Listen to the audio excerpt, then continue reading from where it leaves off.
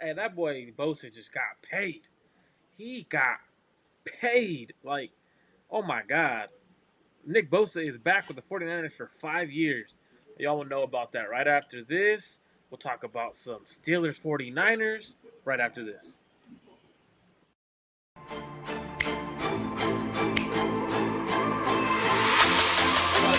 Let's go get him. Let's go get him today, man. Let's go. Hey, dominate on three. 1, 2, 3. Dominate.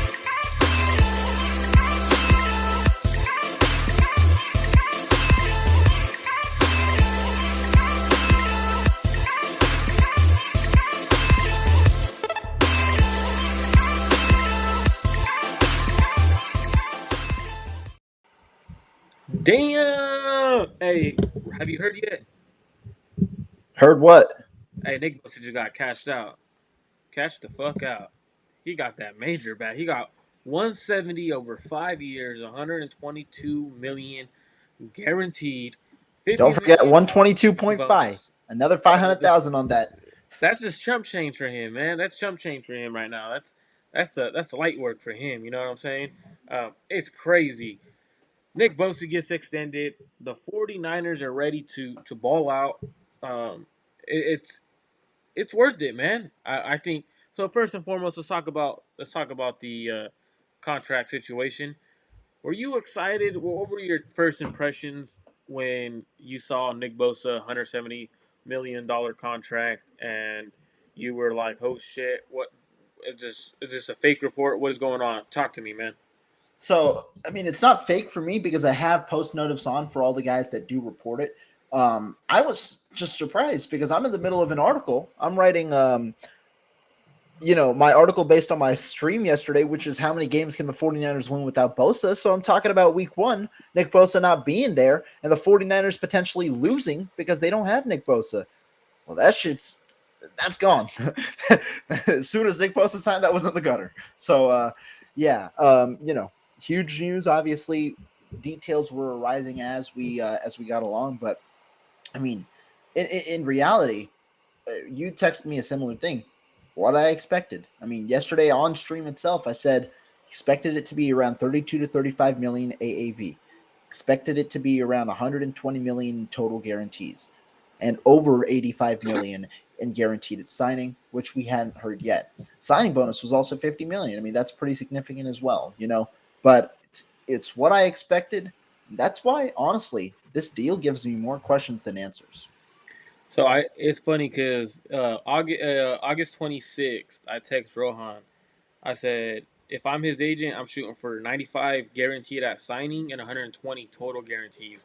Now, the guaranteed at signing has not been released, but I would assume it's around 95 to 100 million due to how his brother's contract set up. I would assume it's very similar. Um, I'm just excited that Nick Bosa is going to be here for his prime. Five years. He's 25 years old. He'll be here through his 31 years of season. Um, man, it's cool seeing the 49ers actually pay their players what they're worth. But it's funny because I seen a lot of people like, oh, Nick Bosa got Niners got the better end of the deal. Hell nah. Y'all don't understand what just happened. Nick Bosa.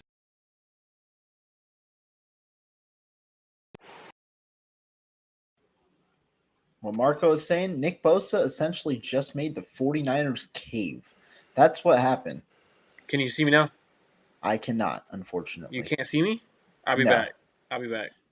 But as he comes back, what he was essentially saying, he made the 49ers cave because the 49ers understood that at the moment, you can't win without Nick Bosa. You can't.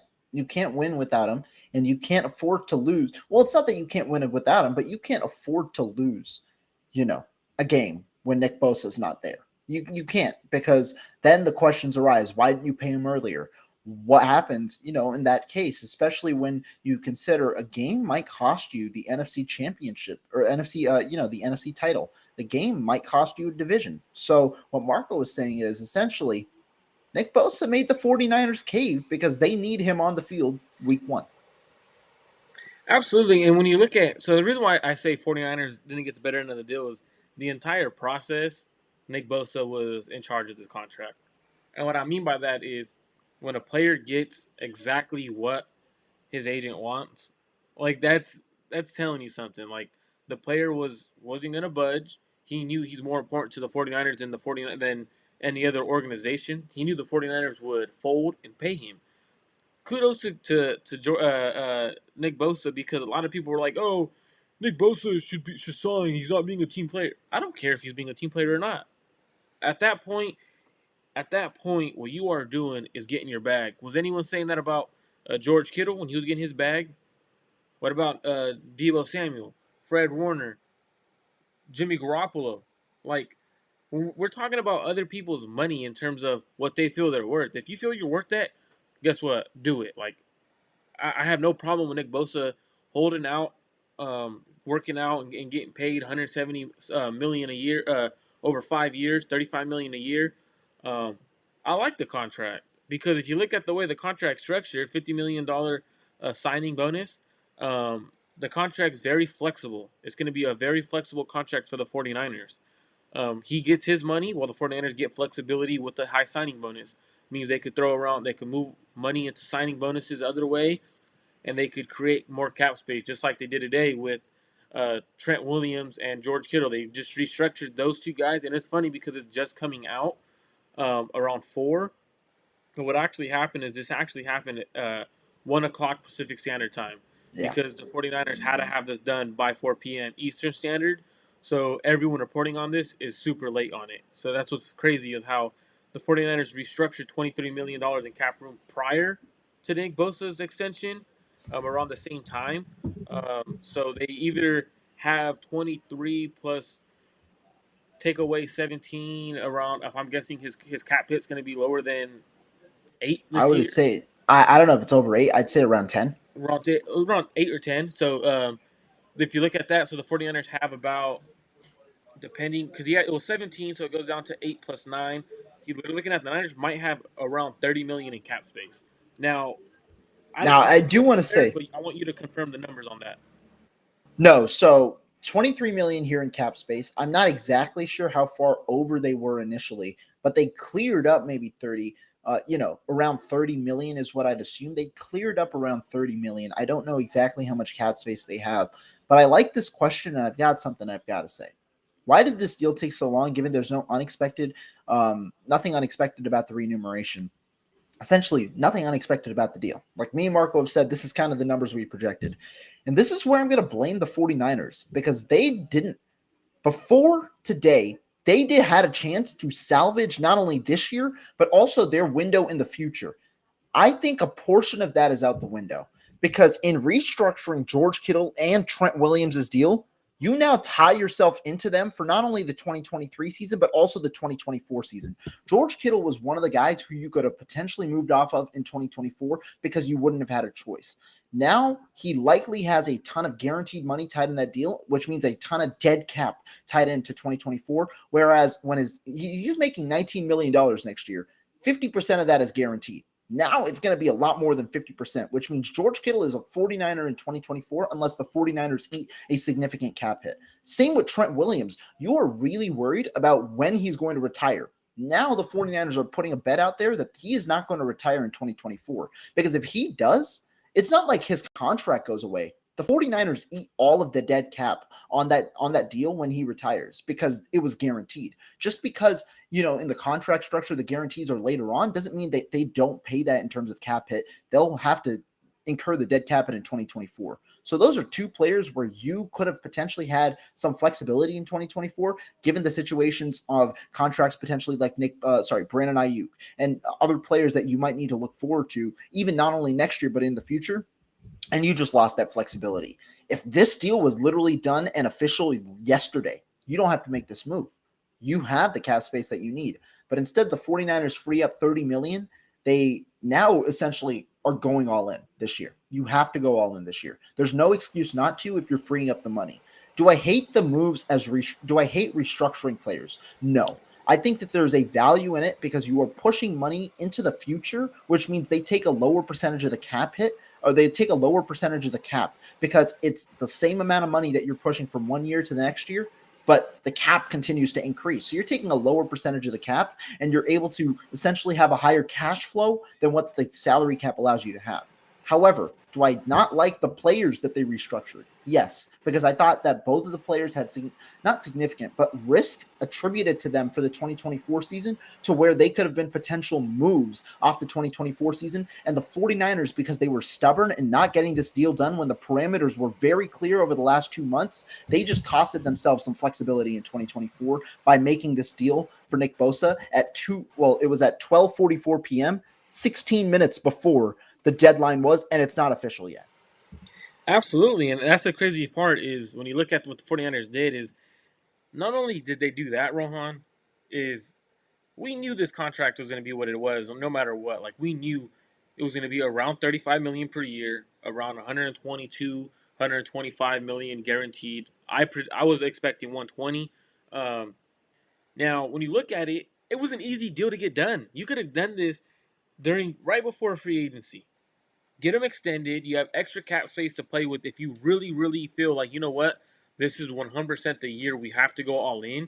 You could have extended like they did the restructures to George Kittle and Trent Williams, and you could have brought in another player. Yannick Ngakwe, opposite of Nick Bosa. You could have done a right tackle. You could have kept Mike McGlinchey if that's what you really wanted to do. A lot of things they could have done this year to win now. Yet the 49ers pushed money back into next year.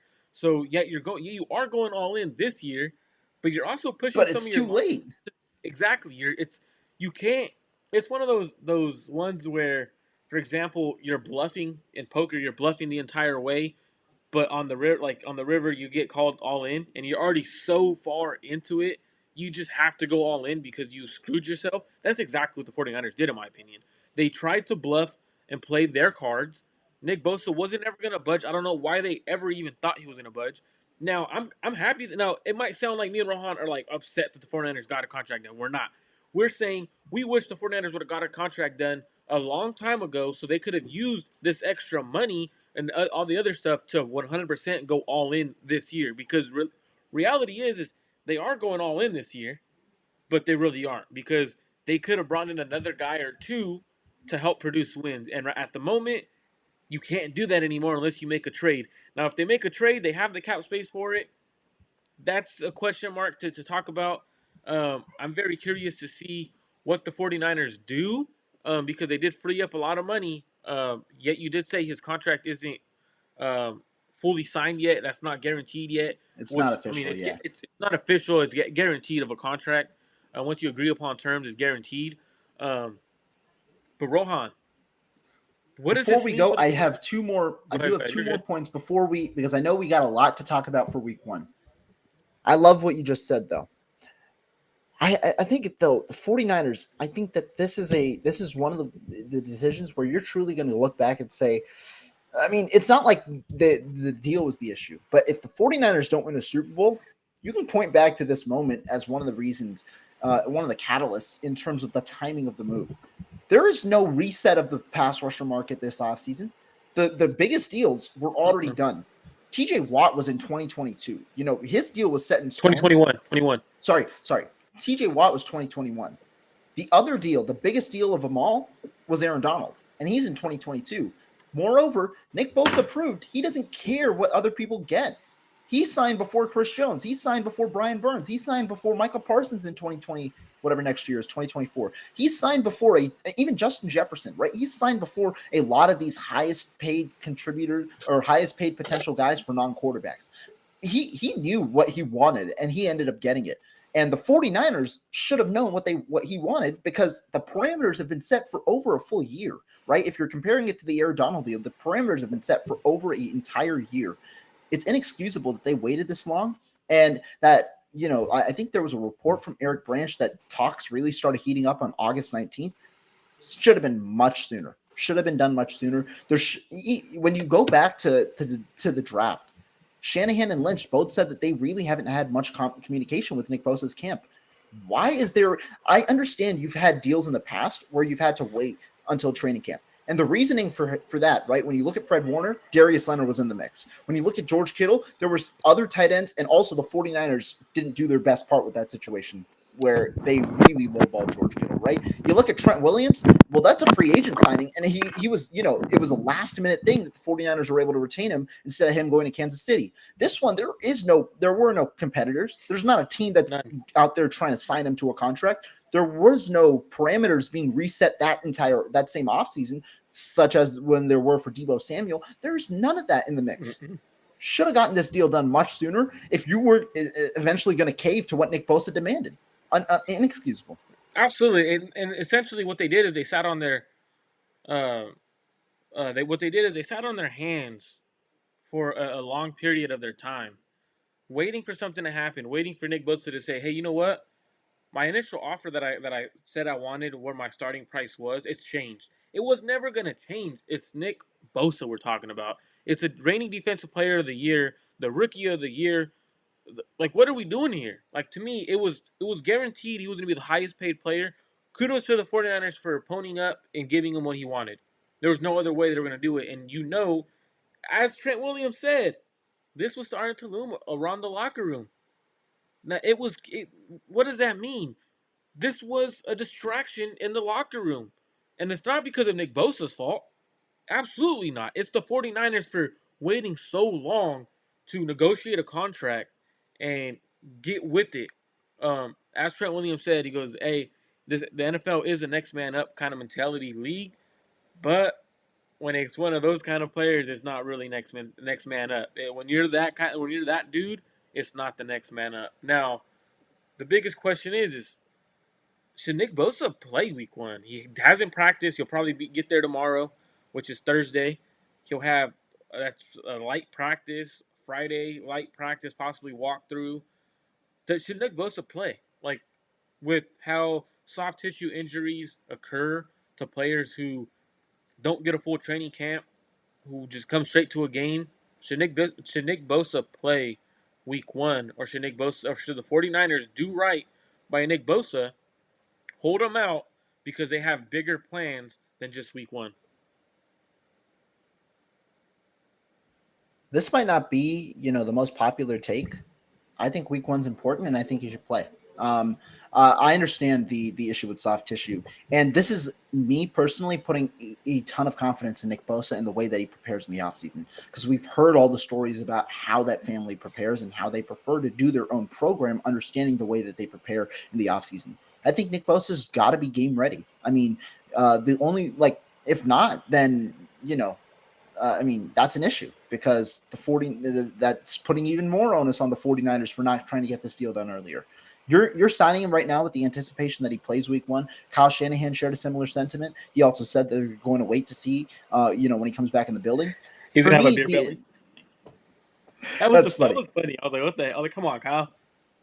But no, I mean, I don't care about the continuity issues. He's much better than any of the defensive ends the 49ers have on their roster, and it's not even close. I think you easily have to play him week 1 if you want to give your team the best chance to win. I understand, the issues with soft tissue injuries, with coming back on a return, which is why John Lynch stressed they wanted him in the building 3 weeks before the start of the season. But I Should still have got a think deal that done. he's one of the guys that you can get there week 1.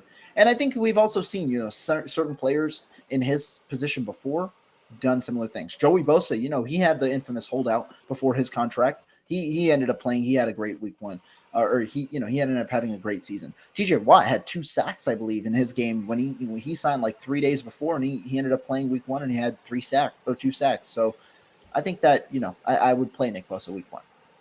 See, I agree with you in the terms of the importance of Nick Bosa to this 49ers roster. But I disagree in terms of playing him. It's completely different training. I absolutely believe the Bosas have a training regimen that is off the charts. Like, it's the best in the league by far. And the reason why I say by far is when you have two brothers that are that good, and they're on the same regimen every year, um, they're doing something right. Especially when they're two of the highest paid defensive players in the league.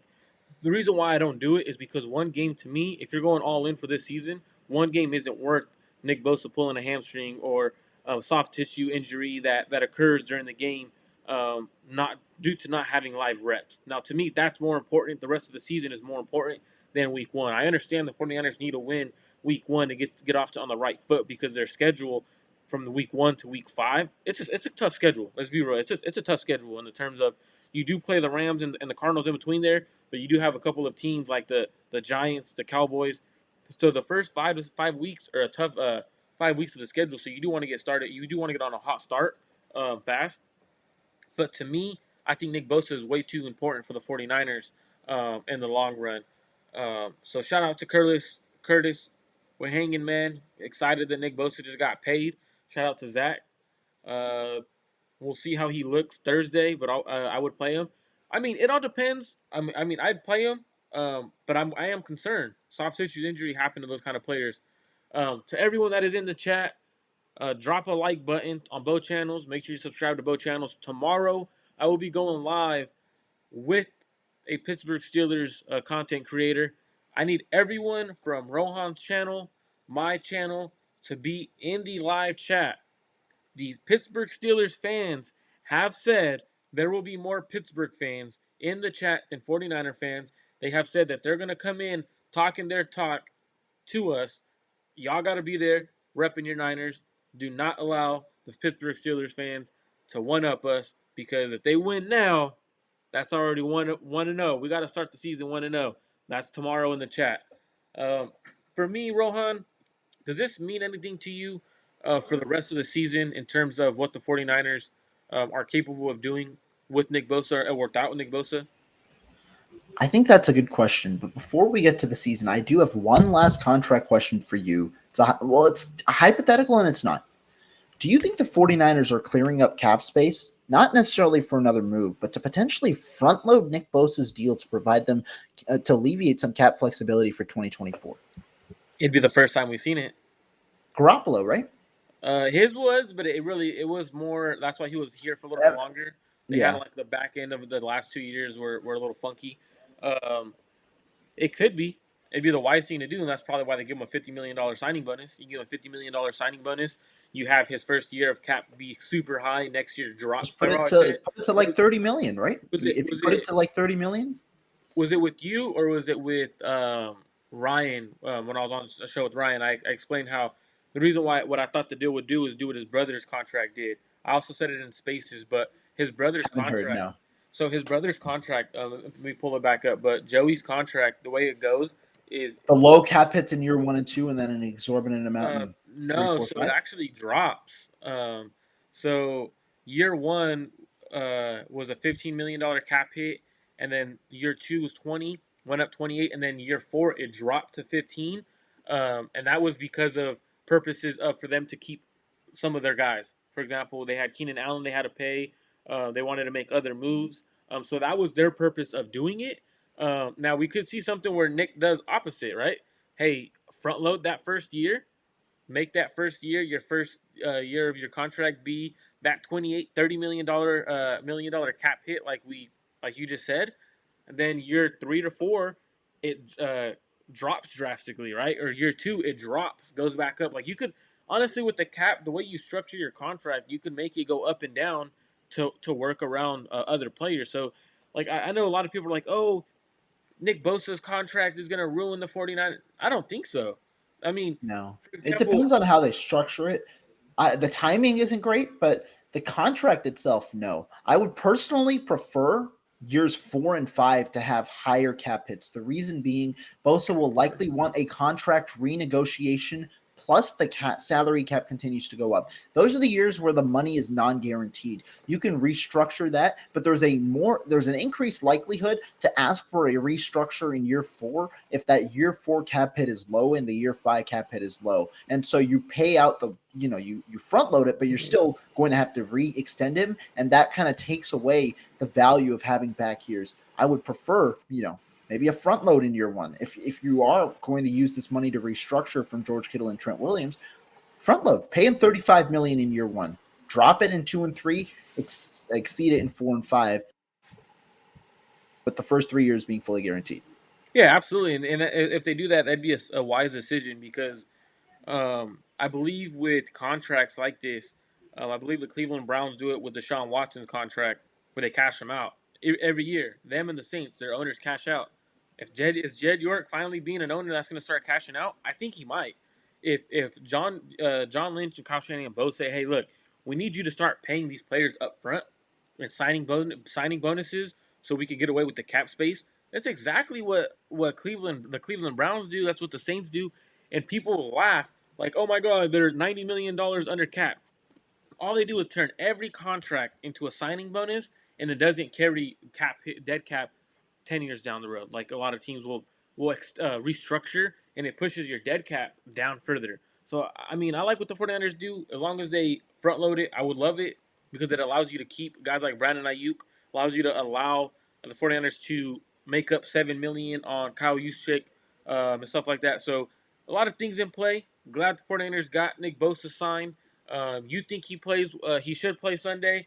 I think he will, but I don't think he should play. I've got a question for you though. Nick Go for it. Bosa wasn't the captain. How does that sit with you? Is that interesting to you? Is that like to me? I know I got something for that. So Now, this is an interesting one, and maybe you can convince me. I'm not as mad at it. I'm not as mad at it. First of all, I like 49ers went with 6 captains. I honestly thought they were going 7.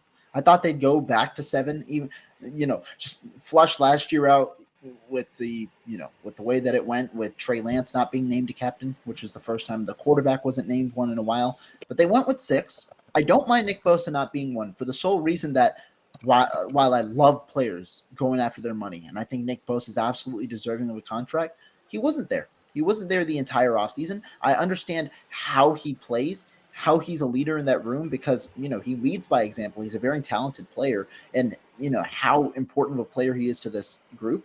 But I do think that other players are deserving of it. And I do think that with him not being there the entire offseason and not being a captain for the 2023 season, I don't mind it. see, for me, I thought it was interesting because Nick Bosa was a captain last year. So essentially, in my opinion, I know the team votes for it. I know that's understandable. All teams should vote for their team captain. But essentially, people were trying to say, well, Nick Bosa isn't a captain material to me. That's what they're saying on one. A captain doesn't have to be a vocal person. A captain could be someone who is leader by example. That kind of captain. That's who Nick Bosa is.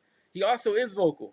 He does talk to his guys. He does get them hyped up. Right. He doesn't do it.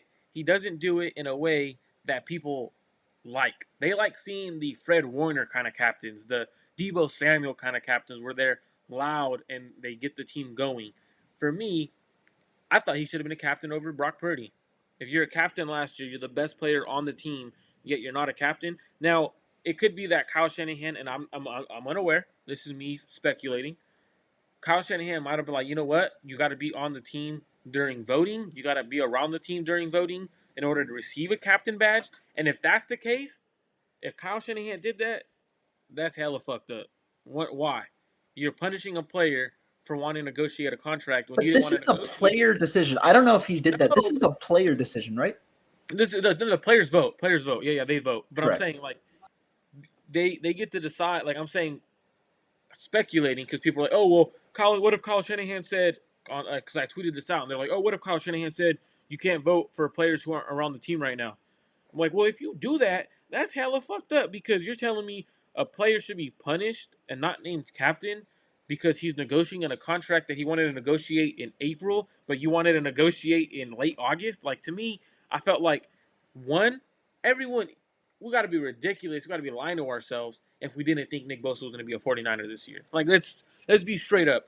One, the 49ers had him for this year and 2 more years because they could tag him 2 more years. Nick Bosa was going to be a 49er. I don't know why people were like, "Oh, he's being traded."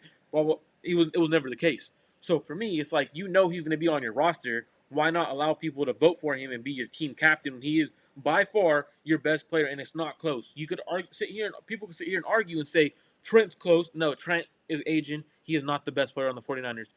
You might be able to argue Christian McCaffrey's impact to Nick Bosa, but Nick Bosa is by far the best player on the 49ers, and he is not a team captain. He's the highest paid player on the 49ers, highest paid defensive player in the NFL, and he's not a team captain. To me, I think it's insane.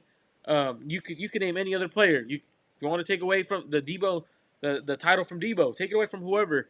Your best player should be a captain. To me, does not make sense. I thought Nick Bosa would have been a captain, even if he's not around the locker room. And then you have guys like Trent Williams still say, you know what? We miss Nick Bosa throughout the offseason. I wonder why you miss Nick Bosa, because he's a damn leader who leads by example. He works hard. That's a guy you want to be around in the NFL. I thought Nick Bosa should have been a captain.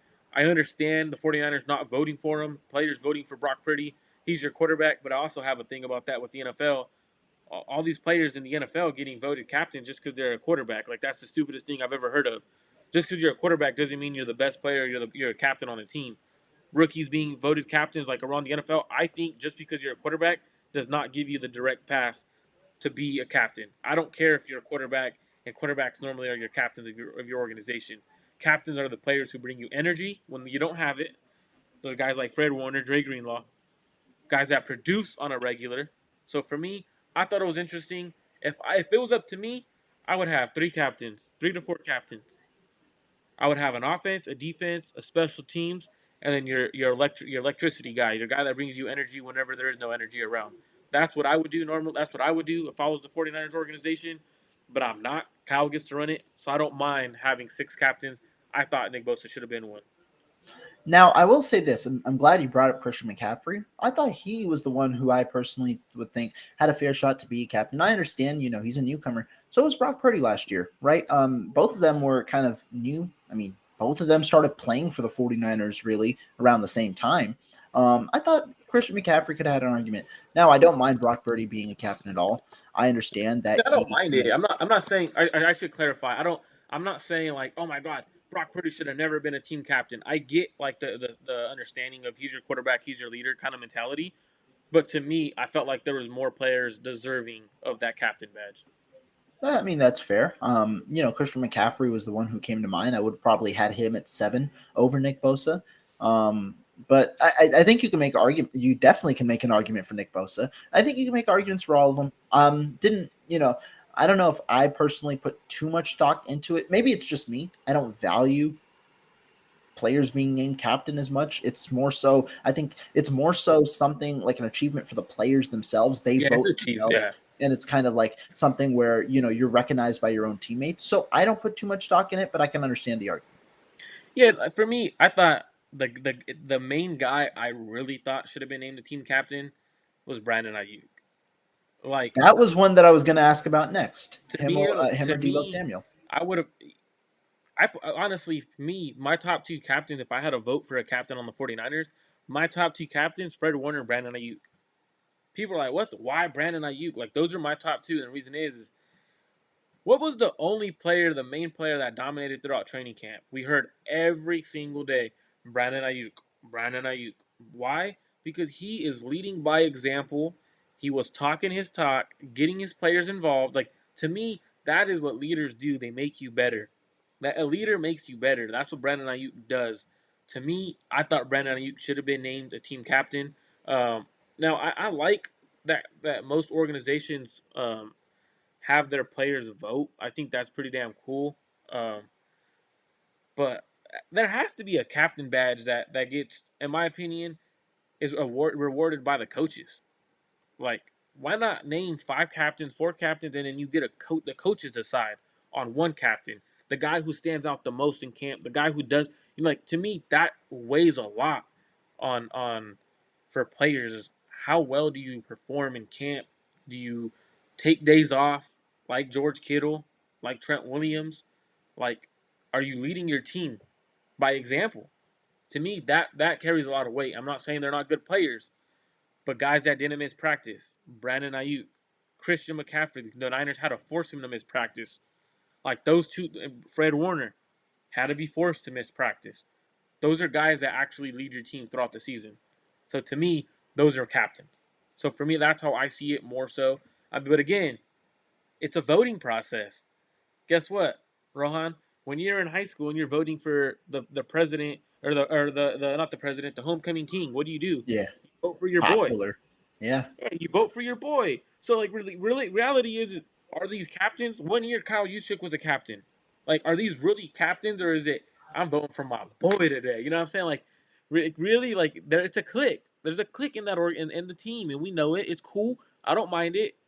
I mean, it's weird because even the wives have a click too, but I think it's more so clicky when you're voting. I think that's how the players become captains. Shout out to everyone listening. Drop a comment if you think, yes or no comment, if you think Nick Bosa should have been named a captain, or if you think someone else should have been named a captain. Drop a comment. Make sure you like and subscribe to both channels. Rohan, week one's here, brother. Week one's here. And the main question: Nick Bosa just got signed. Nick Bosa just, is that Steelers offensive line ready for our defensive line with Nick Bosa? Are they ready? No, that is a rookie who I believe they're throwing out there in Broderick Jones. I don't know if he's won the job. I got to go back and check. But the Pittsburgh Steelers, I mean, when you talk about this game and the impact of Nick Bosa, I'll be honest. What did I say last night and what I was putting in my article without Nick Bosa there? 49ers would start the season 0 for 1. That's what I was about to put out. I had the 49ers losing in a close, low-scoring game against the Pittsburgh Steelers in week 1. I did say with the caveat, if Nick Bosa returns, that take flips because he can provide that impact for the 49ers, and I think he's a guy who they'll definitely value. I think the Steelers, I think Nick Bosa is just an added piece, and he'll disrupt well, and that'll, impact a guy like Kenny Pickett, a guy who's trying to gain some consistency and confidence going into year 2. I think that Nick Bosa is going to, he can make one of those plays, a strip sack, a third down drive killer, one of those type of plays that helps you win a game.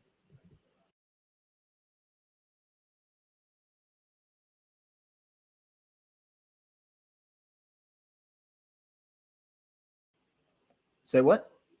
Uh-oh. I cannot hear you, Marco. I'm not sure why.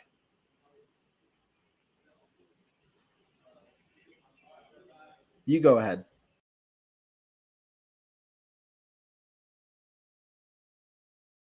All right, chat.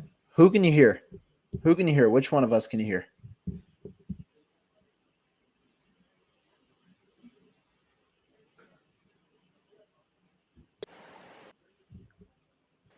Yo, can you hear me? Yeah, now I can hear you. There we go. I can't hear you. I'm gonna drop myself. Oh no, it's me. Okay.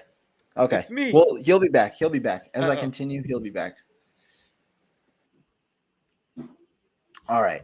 But when we talk about Nick Bosa, what I was just saying, I mean, when you look at what his impact could be week 1, I think that his impact itself can single-handedly win the 49ers the ball game.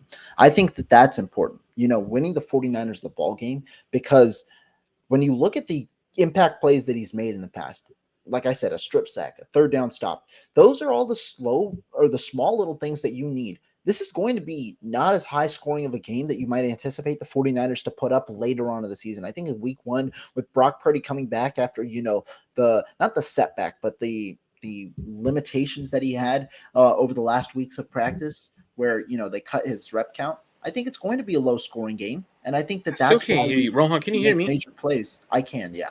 You can hear me? I can't hear you at all. So hold on. It's probably something on my end. You can keep going. I'll talk to you right now. But I was saying how Nick Bosa, when you talk about what he's done with the 49ers, I think he can just make a play in a low scoring type of game that can help propel the 49ers to a victory. That's why my prediction from yesterday shifts from a loss to a win. Now, on that Pittsburgh Steelers team, if you look at that team overall, I think that team is better than you anticipate. Kenny Pickett is going to be, I think he's a solid quarterback. He'll still require some seasoning for sure. I don't think he's, anywhere near a finished product, but he's shown improvements this offseason. And I think, despite the physical limitations he might have with his smaller hand size and things like that, I think that Pittsburgh Steelers team with Kenny Pickett is going to be a solid group. At the moment on their depth chart, they have Dan Moore Jr. at left tackle, Chuma Okorafor at right tackle. Their interior is much better than their outside.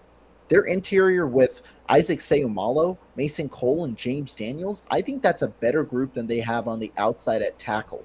And you still have Broderick Jones out there who's listed as a second teamer. But I think overall, when you talk about this Pittsburgh Steelers team, the addition of an extra weapon on the outside is going to be helpful for the 49ers, and especially one when you talk about a guy like Nick Bosa.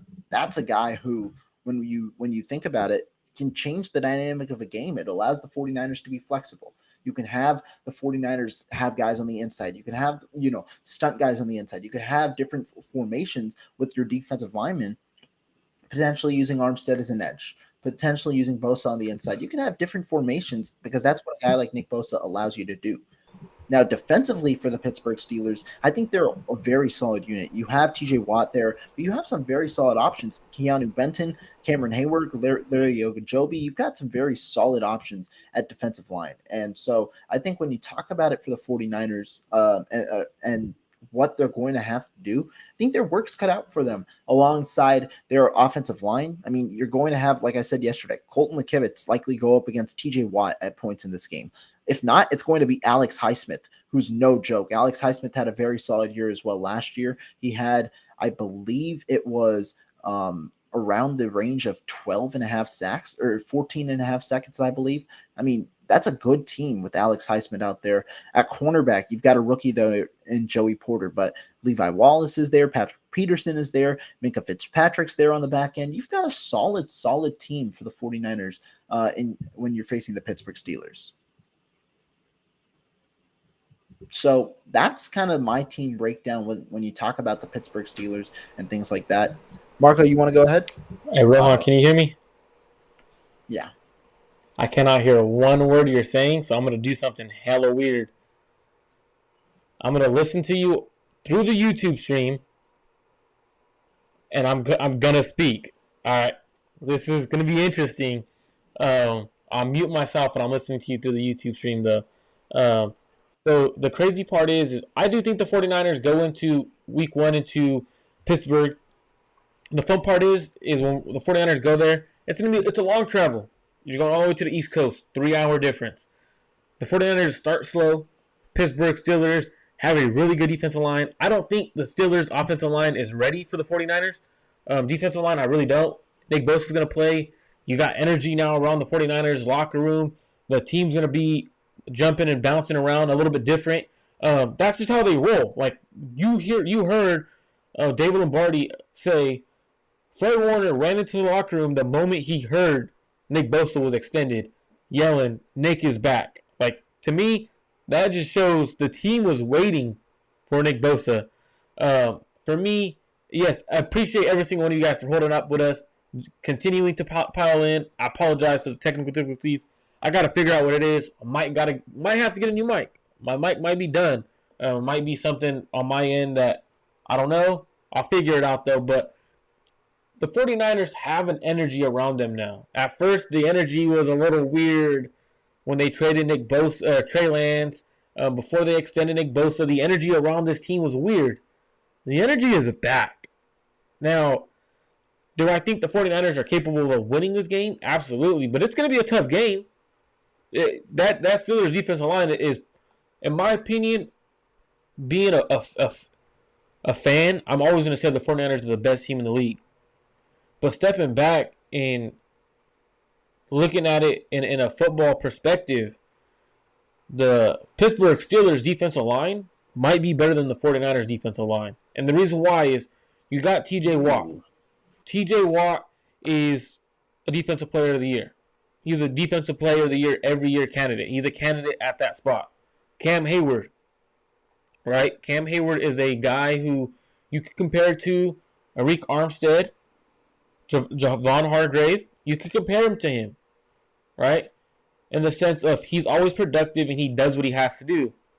Opposite of TJ Watt, you got arguably one of the most slept on edge rushers in Alex Highsmith. He had 14.5 sacks last year, and most of those came without TJ Watt opposite of him. So now what does that mean is that defensive line is stacked. If you look at the 49ers defensive line, the weakest link is opposite of Nick Bosa. Now, for me, I think their defensive line is a little bit better than ours due to the three main guys they have. I prefer the edge presence over the interior presence in the 49ers. Now, we have a better interior, but I feel like all around they have a better defensive line. So now what obstacles does that present? The 49ers can't just go plain drop back. You got to establish the run. You got to establish the run, play action to try to get those defensive lines off. You got to attack the linebackers over in the seams. You're not going to have as much time as you want. So for me, it's going to be a very tough game for the 49ers in terms of how Kyle game plans and stuff like that. I think he's going to utilize the seams, which means big game day for Brandon Ayuk. If you're starting Brandon Ayuk in fantasy football, I think he's going to be the guy who has a big game. That's the guy I'm relying on, as well as Christian McCaffrey. I'm not going to give a prediction yet, but I think it's going to be a tight game. I don't know if you've gone into it, Rohan, though, but what does the 49ers offense need to do to be successful? When you talk about the 49ers offense and what they need to do to be successful, it's a multitude of things. You talk about a strong defensive line, I agree. I think they're a good run-stopping team. I think they're going to be a good team. But overall, it's construing different matchups. You know, the Steelers will run a 3-4. They'll have good outside linebackers. It's truly, I think the X factor in this game is going to be their tackles. You've got Alex Highsmith. You've got TJ Watt out there, which means you're going to have to rely on Trent Williams, and you're going to have to rely on Colt McKivitz, as much as you don't necessarily want to hear that in week one. And so how do you eliminate that? It's quick game. It's quick game passing. You don't want to, you want to make sure the quarterback is protected. You don't get, those pass rushers to the quarterback, especially with Cameron Hayward in the bunch, especially with, some solid run stuffers in Keanu Benton and Larry Ogunjobi in the bunch as well. I think that's where you kind of have to look.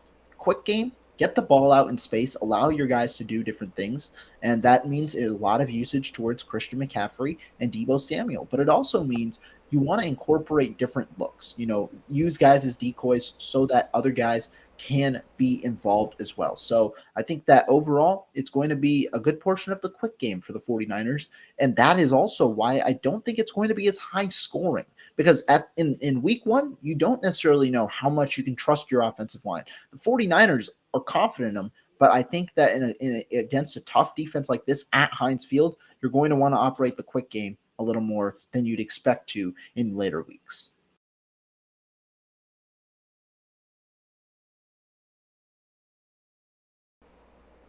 Yeah, and if you operate to the quick game and the 49ers get taken away from the intermediate stuff that Kyle likes to do, I think it favors the Pittsburgh Steelers.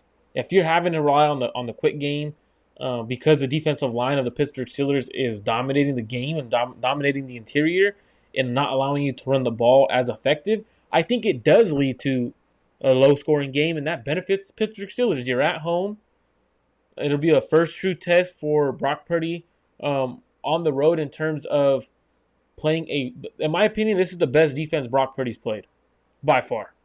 I think for me, that's the biggest thing for the 49ers is this is the best defense Brock has played.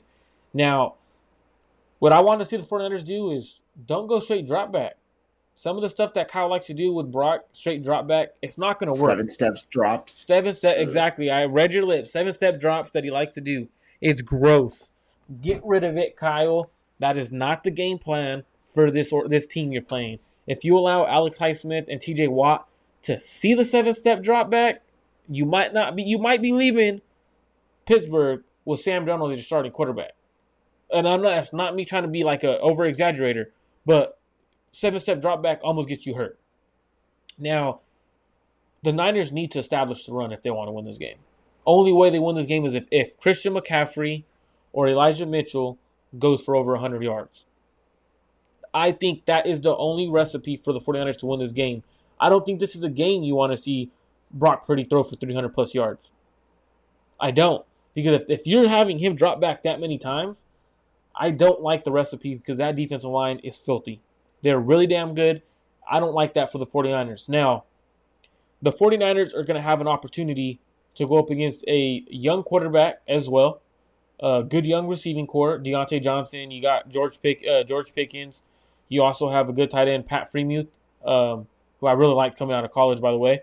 The thing for the 49ers How do they stop that offense? They have a good running game, a good young quarterback, good receivers. How do the 49ers stop that offense? When you talk about it, it's a similar formula for the 49ers, right? And I would say their defense is a little stronger than Pittsburgh's all around. So, you can rely on the other portions as well. But Pittsburgh, what was the issue with them last year? They have two good running backs in Najee Harris and Jalen Warren. The issue was the offensive line couldn't hold up, and so you have inefficient rushing attacks, right? And so that's an issue for the Pittsburgh Steelers.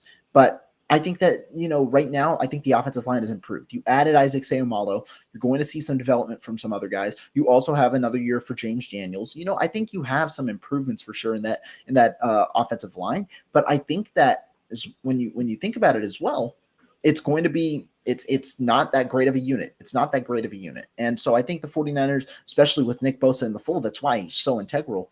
You're going to have three really good options as a pass rushers in Armstead, Hargrave, and also Nick Bosa. And I think that with the combination of players that they have, it's going to be solid.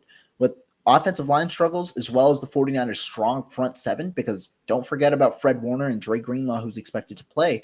It's going to be hard for the Pittsburgh Steelers to establish a run game with a good amount of certainty unless the 49ers don't play clean football.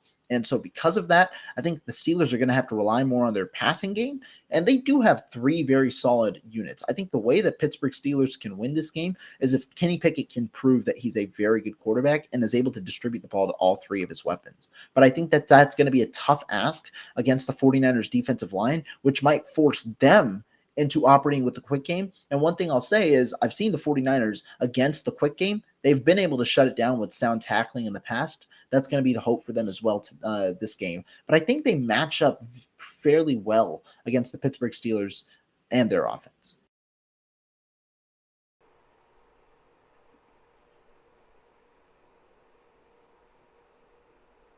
Yeah, absolutely. When I'm looking at the Pittsburgh Steelers, so their offense, the biggest threat their offense presents is George Pickens downfield, Deontay Johnson downfield.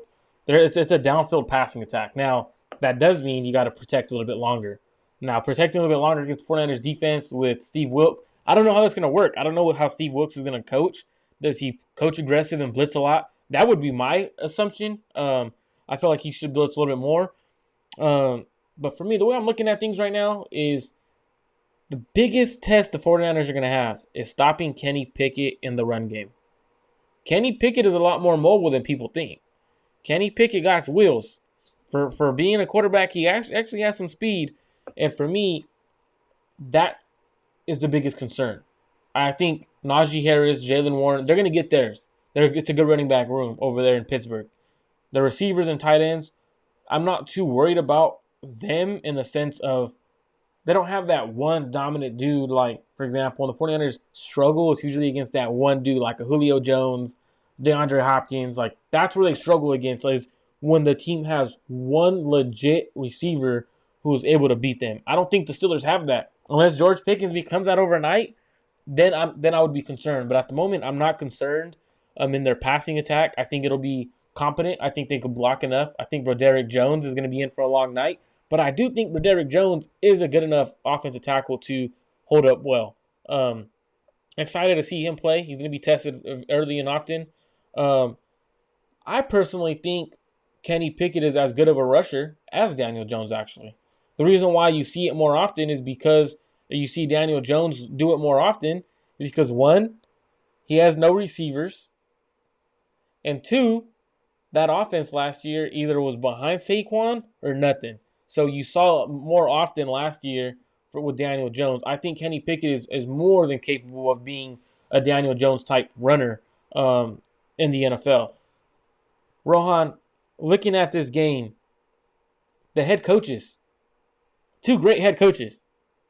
And now that's a big thing when you have two great head coaches.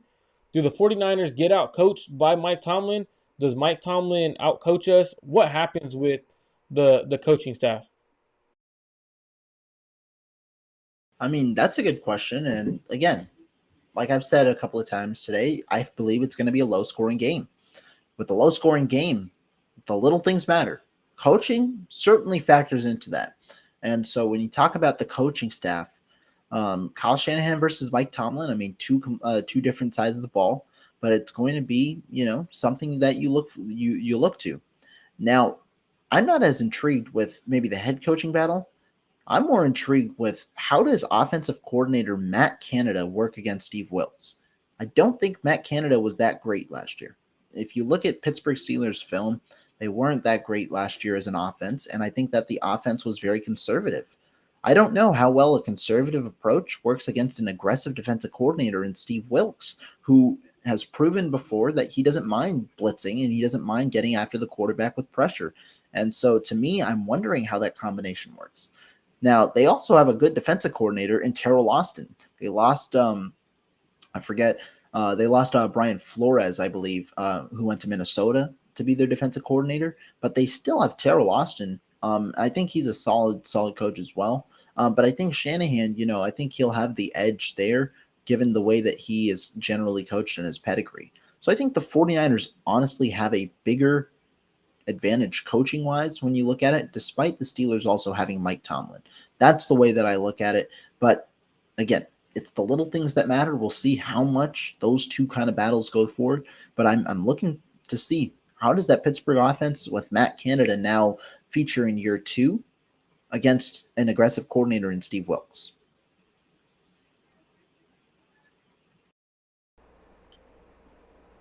So I'm gonna disagree with you though, Rohan. I think Matt Canada was not the problem. I think it was just a rookie quarterback in Kenny Pickett who, beginning of the year, if you watch Kenny Pickett, he struggled. Watch him towards the end of the year, Matt Canada and Kenny Pickett, they were on the same page, and they were actually, their offense looked pretty good. Now, I agree with you that the film doesn't look good, but when you look at from the first half of the season to the back end of the season, I think Matt Canada and Kenny Pickett got on the same page, and you started seeing Kenny Pickett play a lot more confident. Now, if you watched what Matt Canada did with Kenny Pickett in the preseason, I loved what he did. Attack the seams, throw deep, allowed Kenny Pickett to be himself. And I thought, to me, that was the biggest thing for watching the Steelers during the preseason. I kind of felt like Matt Canada was in his bag in the preseason against other starting teams with Kenny Pickett. Now, I agree. I think the 49ers have the advantage in terms of coaching offensively, but I think Mike Tomlin matches up pretty damn well with Kyle Shanahan for some reason. I feel like Mike Tomlin, when you give him a lot of time to watch a team, know what they like to do, I think Mike Tomlin is going to have his defense ready. That's for sure. He's going to have his defense ready. It's going to be a chess match between Mike Tomlin and Kyle Shanahan. Now, Kyle Shanahan has the better roster, so I'm expecting him to be able to get more results. But I've never seen Mike Tomlin not be ready. Like, his teams are always ready, so I'm very interested to see how the 49ers approach it, how they try to attack the defense, how they try to attack the offense of the Steelers.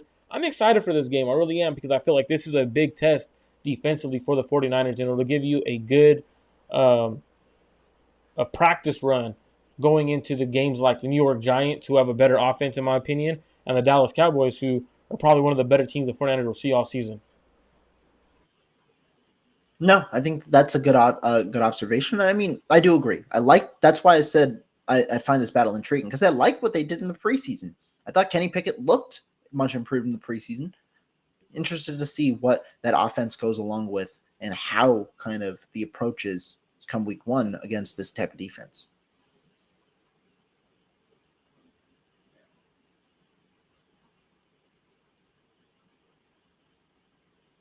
For the remainder of the game, I think it'll come down to special teams, Rohan. Now, kicking, punting, in my opinion, I think the special teams unit is better in Pittsburgh. I think they got a better kicker. I think they got a better, and the reason why I should not say, okay, I'm going to reword this. I think they have a more experienced kicker, a kicker who's been through it. They got a good punter. They got a good return game. So I think it all comes down to kicking. Like you said, if it's going to be a close game, if Moody plays, does he miss a field goal? Is he ready to kick off of a groin injury? Now, to me, that's the big question. Like, The last couple of times we've seen Wisnowski punt, he shanked a few. If you give a team good field position at home, they're gonna capitalize. So I think that's the biggest thing is going on the road, taking your special teams unit and having it produce for you. I think that's gonna be something the 49ers got to be aware of. Again, if you are tuning in on either channel, go support the other channel, hit subscribe button, hit the like button. Let's try to get me to 500 before the regular season. I'm close. Let's try to get me there before the regular season. Obviously, it's a few days away. So share it with your friends, your uncles, your cousins, your grandparents. Let them know. Go to Rohan's channel. Hit that like button, subscribe button. Share his channel with your friends, your cousins, your aunts, your grandma.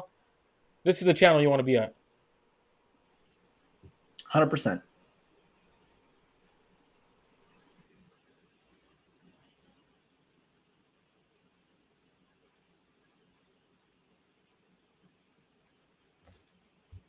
Guys, this has been a very fun episode. We've done a lot. I apologize for some of the technical difficulties, though, but this was a fun one. We went through a good portion of different topics. We talked about Nick Bosa. We talked about week 1. We talked about a lot of different things. Thank you guys so much for tuning in. We'll be back soon with some more content, and we will be back later. Week 1, Sunday, it's finally here. I'm ready for some football. I'm ready to kick it off. Marco, appreciate you. We'll see you guys later.